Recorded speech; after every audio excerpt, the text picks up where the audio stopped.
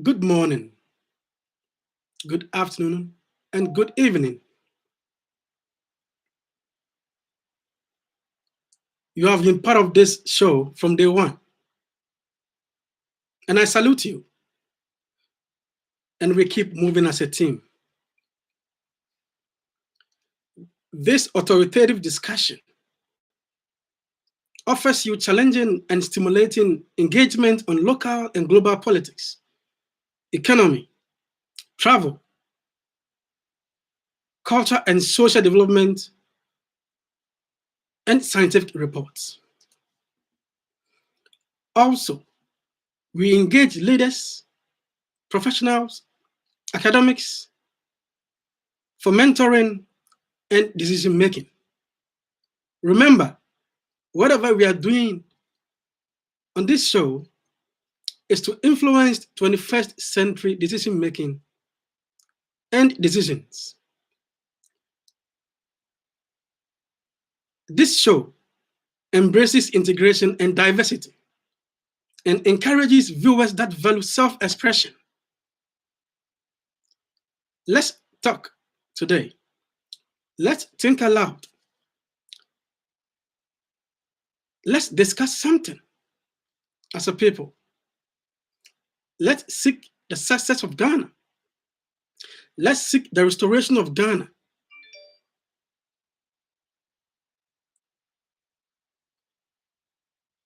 Be my guest.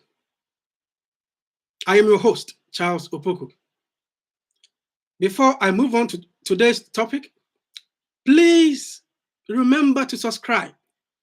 Yes, the red button.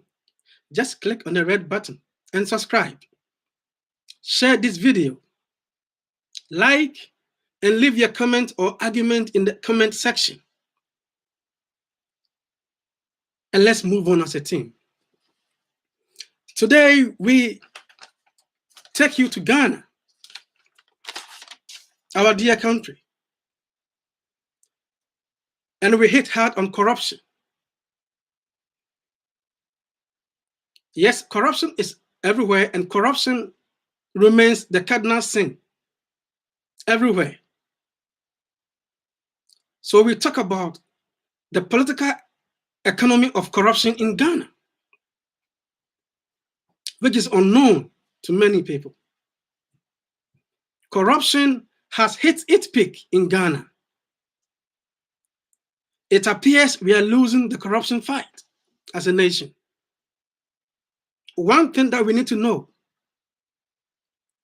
is that corruption will lead to illegal accumulation of wealth. And the illegal accumulation of wealth only brings about inequality, poverty, underdevelopment, and what have you. This is the reason you and I need to fight. We need to rise and speak against corruption. There should be an advocacy about corruption in our dear country, Ghana. I wouldn't waste your time as a viewer. It's been all over in the news that people are crying about the incidents of corruption in Ghana. Let me show you this.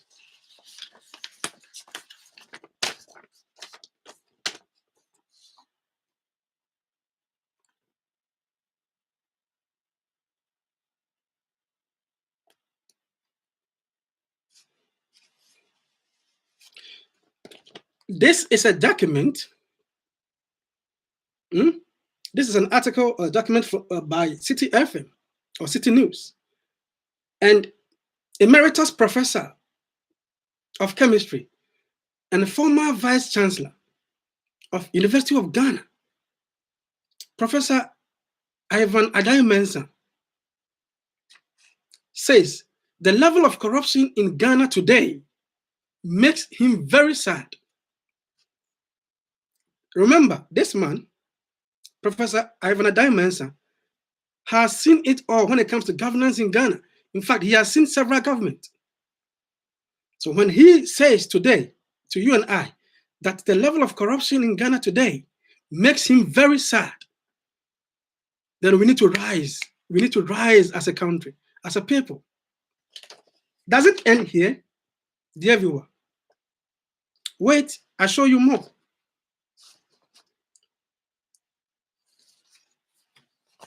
The executive director of Afrobarometer, Professor Jimabwede, also claims that as for the president's credibility in terms of anti-corruption,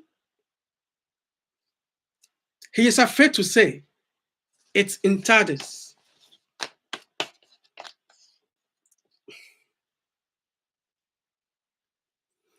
You can read here, and you'll be good to go.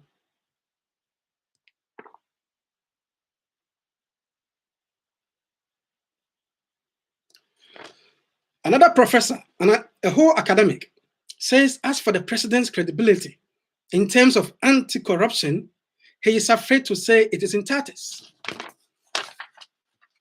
Academics speaking.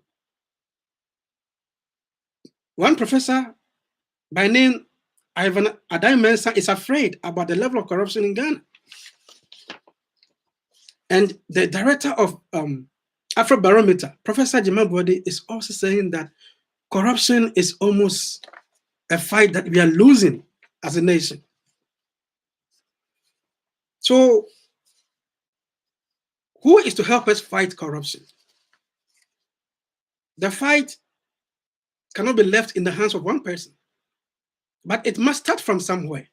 Somebody somewhere at the top, at the very top, should guide and lead, take a lead role in the fight against corruption in Ghana. But what are we hearing in the news today, dear viewer? That as people complain, as people talk about corruption cases, the rise of corruption in Ghana, the presidency issues a statement to debunk all allegations. The top is saying there's no problem. The bottom is claiming there is a problem. The very people that go to the polls on 7 December are saying there is a problem. The top, the boss, says there is no problem. This is the statement issued by the presidency.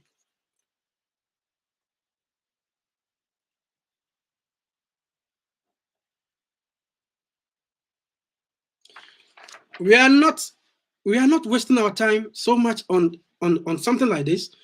I mean, the presidency is to make sure nobody dents the image of the president or the presidency. Something I like. I mean, I'm a Ghanaian and I wouldn't sit down and allow anybody dent the image of the presidency. But is it the way to go? Is it the way we can tackle corruption issues in Ghana? That when the bottom, the very people that voted for the president or the leaders that we have today say there is the need to check corruption cases in Ghana. Is it so nice for us to be hearing from the presidency all the time that there is nothing happening or there is nothing like corruption in Ghana? And in this report,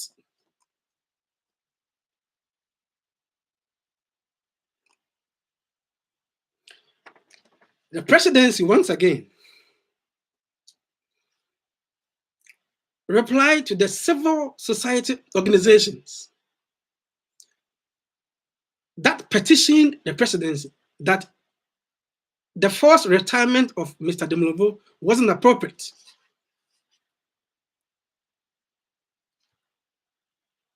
The presidency replies the CSOs and says, hey, man, I've received your petition, but you said nothing in your petition. There is no corruption, and retirement of Demulovo was overdue. What are we doing as a people? Are we so serious about corruption in Ghana? I guess your answer is no.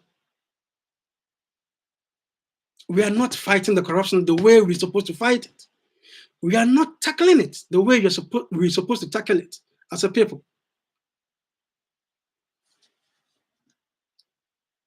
The statement from presidency did not end there.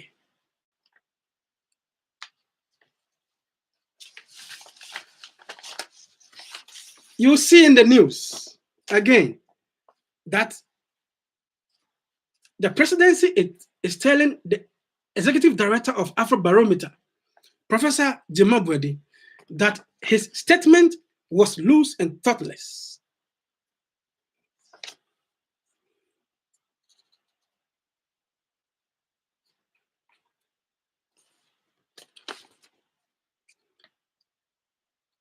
As I said earlier, we're not here to insult any leader or any person. But the question is, who is to help fight corruption in Ghana? The bottom is saying that there is corruption in Ghana, or there is the need to look at the cases of corruption in Ghana. The top says, once you mention corruption, you're only making a thoughtless or a loose talk. So how do we go?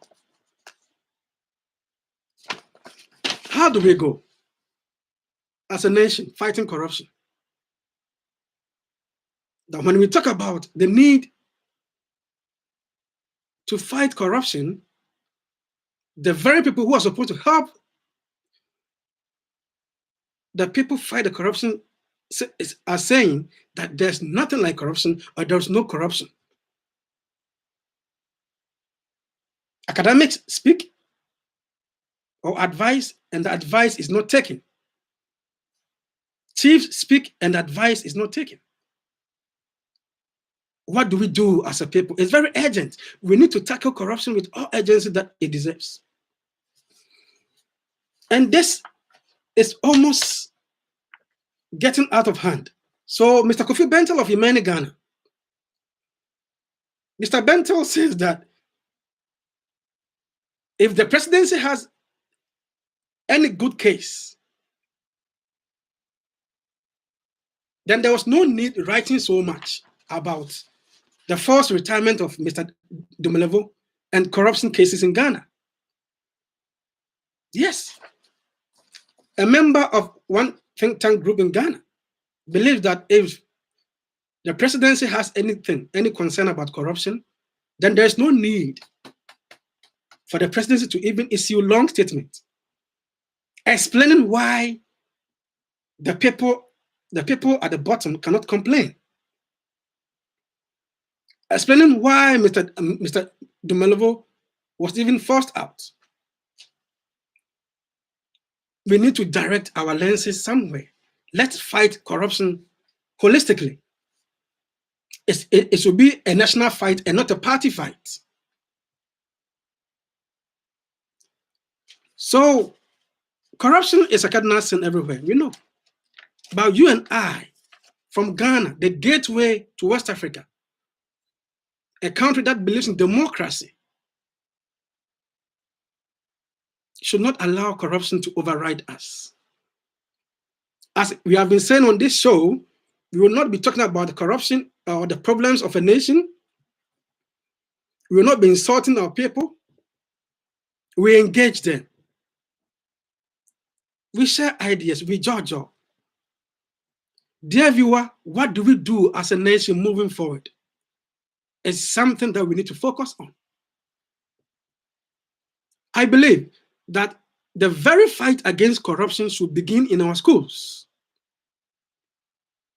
The anti-corruption crusade campaign should begin from crèche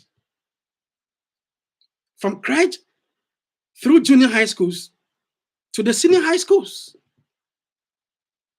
The students or people should be taught what is corruption and its effects. In fact, the very dangers of corruption should be known right from crèche. We are almost failing the unborn generation and the young ones.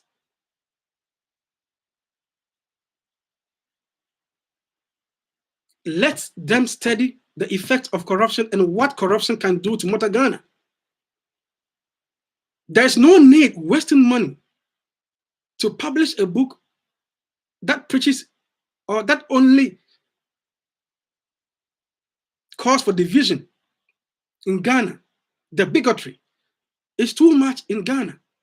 Why waste so much money to publish a book for the young ones and all they could read in the book? It's tribalism, it's bigotry. Why don't we waste money? Publish books, letting the young ones know the effect of corruption now, from today, so they will not involve themselves in corruption. Why would a country like America spend money to tell the young ones that Abraham Lincoln or Roosevelt was a dictator? There's no need to waste time on such a thing. Why would Germany waste money and say that Adolf Hitler was a dictator and they share these books among the young ones? For what gains? For what gains? Let's spend money educating the children, the young ones, citizens, about the need to fight corruption and the effect of corruption. What we do today only promotes disunity in Ghana. Another thing that we look at is how do we hold our leaders accountable as a people? The system needs overhauling. The Ghana Constitution needs a proper check. We need to recheck our Constitution. It allows certain loopholes for people to engage in corruption. How can a whole Constitution say that we can use discretion? Yes, you can read Article 296. Article 296 tells us that people in the helm of affairs can use or resort to discretion. Discretion in 21st century, that is not the best. We need to choose the golden rule. As a nation in West Africa, we need to point out to those who are not doing the right thing that this is not appropriate, or this is wrong, or this is the way. The law should tell us what to do, and no one should use discretion. That is why people can force people out of office. And that is why people will sit down unconcerned about corruption and mismanagement, because that is discretion. I keep saying that if soon a certain president in Ghana will be the only way that any president will perform, will be the only way that any certain president will be anti-corruption crusader, that we need to put in our Constitution that even whilst you are in office, you can be arrested or you can be sued. Dear viewer, your Constitution, our Constitution, needs another second review. Let's review our Constitution now. That is how we can also fight corruption. So first is the schools. We need to teach corruption and its effect in schools. First, let's hold our leaders accountable. Let's check our system. Let's review our Constitution. Let's not leave any loophole anywhere for anyone to take advantage of the system.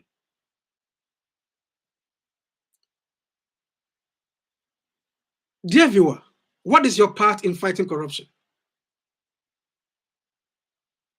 The anti-corruption crusade or campaign must start from our homes.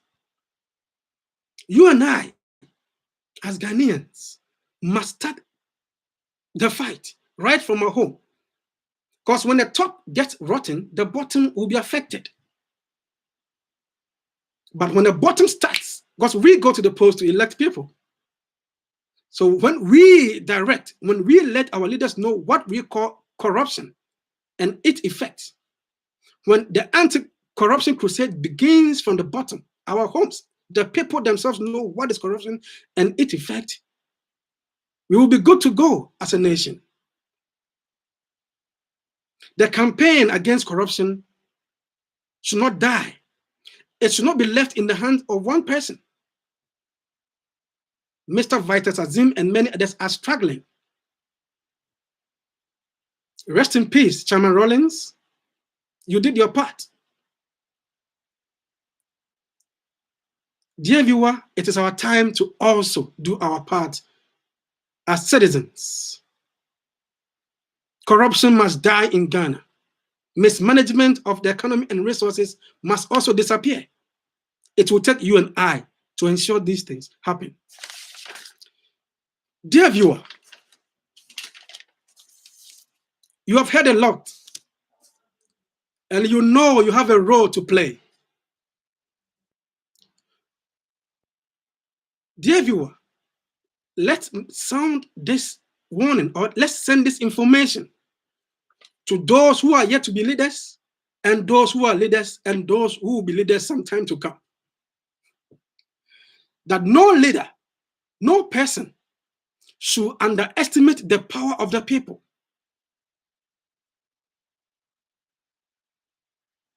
Because this power can bring about change. A change that will appear as a revolution. A revolution that has never happened. This is what our leaders should sense. This feeling, this signal should be sent from the bottom to the top. Yes, you and I need to do this. It is time to change the system. It is time to keep right things in place. Dear viewer, how do we do this moving forward? We simply need a final voice. Thank you for watching this show today. And next time, and please remember to subscribe. Just click on the red subscription button at the right corner. Like this video, share the video, and leave your comment in the comment section. And let's build our dear nation, Ghana. I'll be expecting you in the next session. Thank you for watching.